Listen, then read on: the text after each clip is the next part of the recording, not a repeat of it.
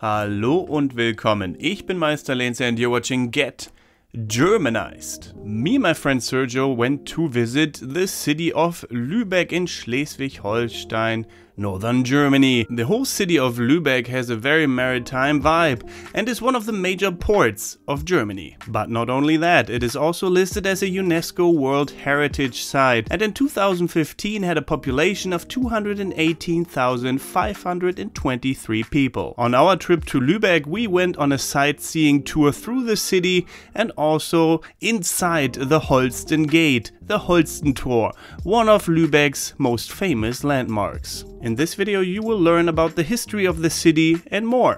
Enjoy! I am bored. What should I do? Ich weiß. Get Germanized.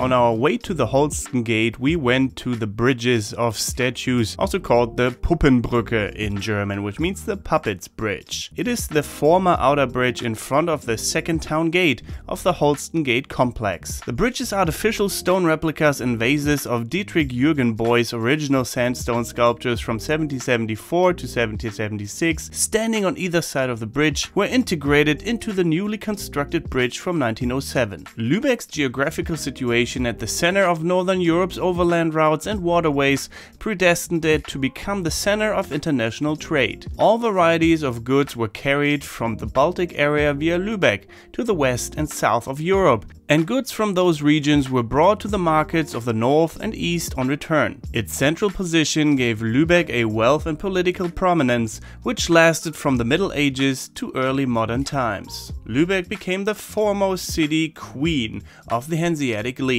It was the international merchants running their trade from here who would lastingly determine Lübeck's commercial, political, social and cultural character. Furs and beeswax were the most important luxury goods imported to the west via Lübeck from Russia. The White Plains in Prussia, Poland and the Baltic region were breadbaskets from where Lübeck merchants mainly exported grain to the densely populated and highly specialized industrial regions of the west. Flanders, Brabant, the northern Netherlands, England and later Portugal too were the major buyers. Precious furs for trimming and lining clothes were a status symbol for the upper class in the West. Merchants used to wear loose overcoats, also known as Schauben, which were decorated with fur trimmings. Sable, squirrel and marten were particularly popular. The animals were hunted using bow and arrow. In 1406, the English king Henry IV placed an order of 32,762 squirrel furs for the German merchants in Novgorod for the wedding of his 12-year-old daughter. The rival Brotherhood of Blackheads ordered the statuette for their clubhouse from a Lübeck goldsmith. This statue represents Saint George and is made from silver in 1504. The smaller figurines of saints were cast according to traditional medieval models and served as crowning ornamentations for big candelabra and chandeliers in churches of the Baltic region. They date back to the late 16th and early 17th century. This lion's head, presumably a water spout, is made from bronze and was created in the 14th century. The bronze casters of Lübeck, who inhabited the northern part of the city, manufactured equipment and ornaments for secular and religious uses. The Hanseatic city of Lübeck was a preeminent center for artistic production in the North German region of the Middle Ages. The artists in Lübeck specialized in carved altars and wooden sculptures. Valuable bronze casts as well as silver and goldsmith works from the city on the Trave also acquired great popularity. The customers were citizens and institutions in Lübeck, but the workshops also delivered to destinations in the entire Baltic region. The artworks were not always manufactured in Lübeck. The artists often traveled to the place of assignment. On the other hand, valuable pieces of art were purchased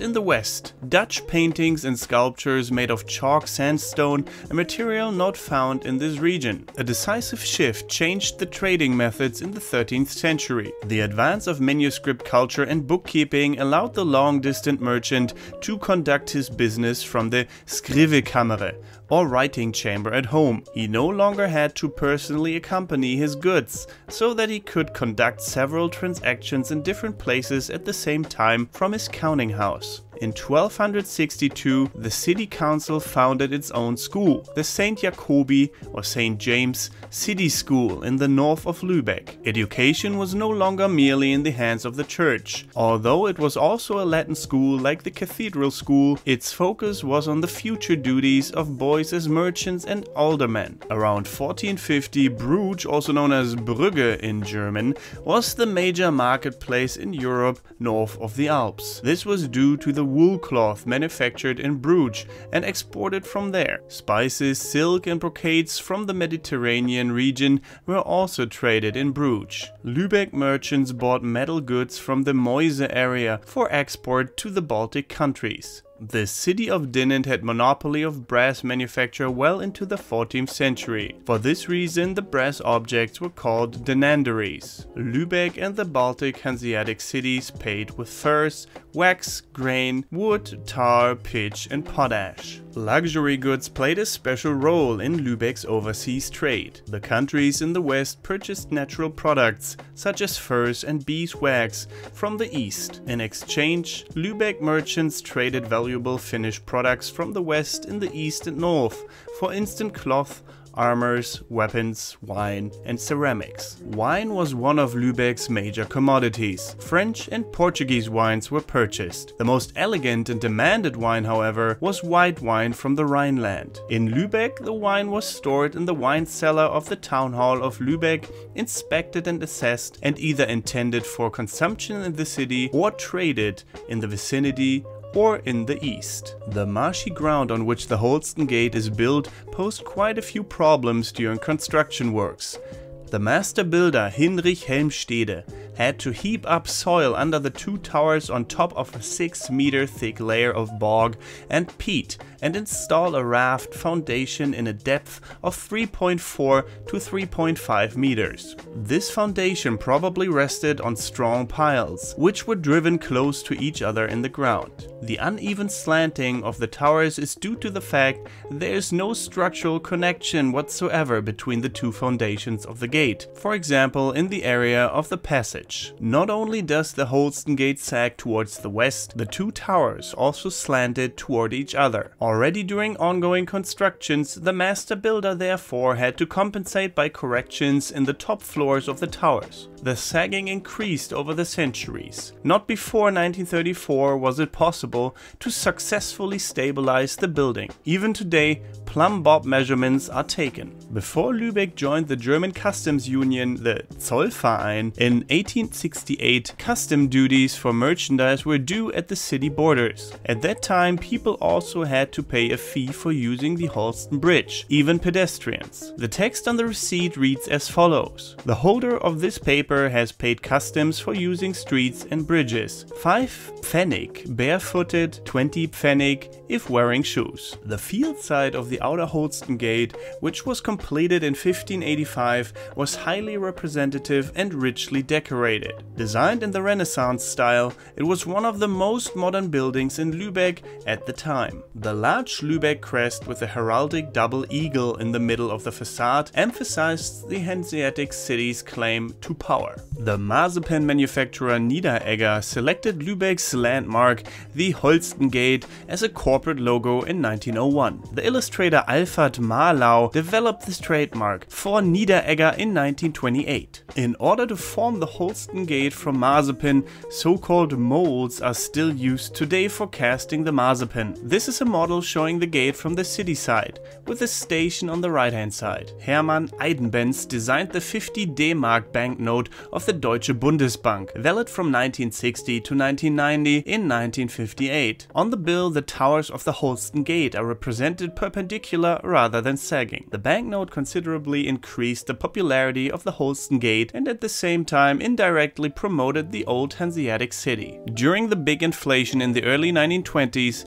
each German city issued its own emergency money. The Holston Gate was a popular motive for this purpose. You can see the emergency currency 50 Pfennig, with Holston Gate 1921. This historical Gothic style anniversary cup was crafted at the Silberwarenmanufaktur Koch und Bergfeld in Bremen on the occasion of the 25th anniversary of the Lübeck-based forwarding company Buck und Willmann. It was modeled after a design made in 1855 by the Lübeck conservator, restorer and painter Karl Julius Milde. Each guild in Lübeck was expected to help protect the city. Apart from guard duties, the members also had to buy their own equipment. This armor is elaborately ornamented with tendrils and vines and was never used in battle. It served solely representative purposes for the guild on the occasion of festive events. This muzzleloader cannon used to be at the Bastion Katze, cat in German. It was kept at the arsenal near the cathedral. The cannon has two trunnions for mounting on a carriage where it can be swiveled, and a breech with a spherical cascable at the end. The vent or fuse hole, also called light in German, is connected to the breech by the narrow axial center, the bore. The long muzzle opening is also called soul of the cannon in German, die Seele der Kanone. The two handles above the cannon's gravity center were used for lifting the heavy cannon onto the carriage. In terms of its military fittings, the first floor in the North Tower corresponds to the first floor of the South Tower. The 3-meter thick defending wall facing out from the town has 3 gun bays. An iron ring hangs in each arch, on which a chain could be attached to catch the recoil when the guns were fired. This is a Potthund. This term is of Frisian Dutch origin. Potthunde are mortar-like weapons. They were large caliber cannons with a diameter of 20 to 30 centimeters and a short pot-like barrel, hence the name. They fired iron balls or flame shots that traveled along a strongly bent, relatively short ballistic trajectory. Leather or wood canisters filled with pitch or sulfur solutions were used for firing flame shots. Burning matches were attached to these canisters, causing the liquid load to ignite on impact. This frequently resulted in big fires. Presumably, the Potthunde were only set up in the larger openings of the central structure of the Holston Gate. This is a bombard cannon. The name derives from the cannon bombs fired from these superguns. These cannonballs were actually heavy stone boulders. They had a diameter of about 22 to 32 centimeters and required a relatively large caliber as compared to later cannons. Otherwise, the stone shots would have been too light to maintain a ballistic trajectory. This is a Schlange. A snake. Well, not really. The so-called Schlangen or snakes were first used around 1400. Their name derives from the long barrels. The Holston Gate was armed with half and quarter Schlangen. The sizes indicated the barrel length and caliber. These cannons were smaller than regular Schlangen. As none of the original Holston Gate weapons have been preserved, it is difficult to assess their exact dimensions. After the First French Empire from 1806 to 1813, the Lübeck councilmen considered it necessary to reinstate a local regulatory instrument. On September 21st, 1814, they therefore decided to set up a militia to provide peace and safety. It consisted of a total of 14 companies, sorted according to streets, and later of 1 battalion with only 4 companies. Beside a few exceptions, it was composed of male citizens from all social classes up to the age of 45, who had to provide security and honor guards. This also included guard duties at the city gates, such as the Holsten, Burg, Mühlen and Höxter gates. It was a civic duty to serve in the militia. Each citizen who was exempted from active duty in the militia had to make a financial contribution to the armament funds. The payment was due every 14 days and was set according to wealth. The city provided the weapons for the members of the militia. Apart from the kepi, each member had to provide for his own uniform. The members of the militia carried out their duty until the militia was disbanded on October 31st, 1867. The Naval Wars. Military action between members of the Hanseatic League were common whenever trade privileges had to be defended or enforced. Lübeck would change alliances according to economic interests. In the 16th century, the Northern 7 Years' War between Sweden and a coalition of Denmark, Norway and Poland-Lithuania raged in the Baltic Sea. Lübeck took sides with a coalition against Sweden. 4 big warships were armed for the purpose: the Engel, the Morian, the Josua and the Adler von Lübeck, which was the largest warship of its time. The Hanseatic city was defeated in the decisive Battle of Gotland in 1655. It was the largest deployment for the Adler von Lübeck. The defeat ended Lübeck's dominance in the Baltic region. Lübeck's merchant fleet still continued to be the biggest and most important fleet of all Hanseatic cities until the beginning of the 30 Years' War. Lübeck's market square fulfilled several different functions. The regional market was held here, and goods and wares for everyday needs of the town and the surrounding area were supplied. Directly adjoining was the town hall, a seat of urban administration. The town councillors, most of the members of the merchant class, also performed the duty of inspecting the weights and measures used here. And the marketplace also witnessed verdicts of the lower courts for the pillory, and also a place of arrest stood here. The red brick Gothic church of St. Mary was the church used primarily by the council and the merchants. The first mention of a local governing body in Lübeck was in 1201. From the 14th century on, the council was composed of 4 mayors and at least 20 aldermen. The merchant class largely laid down the regulations relating to internal and external policy. The aldermen headed the individual administrative bodies, and they served as the city's emissaries. For example, they served in a purely honorary capacity. The council was also the highest court. In the 17th century, it was determined that 3 of the 4 mayors had to be jurists. But even in the 19th century, more than half of the aldermen, by now called senators, were still merchants. The weights of Lübeck's town scale, made from bronze in 1471, 1544, and 1550. The weights belong to the public town scale in the arcades of the town hall. The 2 bigger ones weigh 1 ship's pound each, which is 128 kilograms. The smaller one, 8 lispens, which is 54.5 kilograms. The town scale's beam still hangs under the arcades of the town hall today. The market square, the place of low jurisdiction. Pranger, stocks, and pillory were used for punishment by physical abuse and public humiliation, exposing the culprit on the marketplace. Until 1794, the place for the blood court, for example the death penalty, was outside the castle gate on the old Köpfelberg. Köpfelberg most likely comes from the word for beheading. Köpfen. Executions in the market square were the exception. In 1363, Mayor Johann Wittenborg was decapitated on the marketplace. As mayor of Lübeck, he was responsible for the fleet which was defeated in the naval war against the Danish king Valdemar. Wittenborg agreed on a ceasefire with the enemy. The reason for his decapitation was more probably, however, a breach of the Flemish embargo. The aldermen demonstrated their powers by this spectacular beheading. The last execution to take place in Lübeck was on the Köpfelberg in 1827. This is an executioner's sword from the 16th century. This is a torture rack made from oak in the late 17th century. The winches were used together with the cords to pull apart a victim's limbs. The spike rollers additionally pierced and injured the victim's back. Ouch. This is an iron chastity belt, made in the 17th and 18th century. The front of the chastity belt is designed with a toothed slot. The iron frame is lined with red silk on the inside. The belt was provided with 2 small padlocks for locking in the front. One of them has been preserved. Various cultural historical collections have included chastity belts. Lawsuits in Spain and France suggested that such iron belts were still in use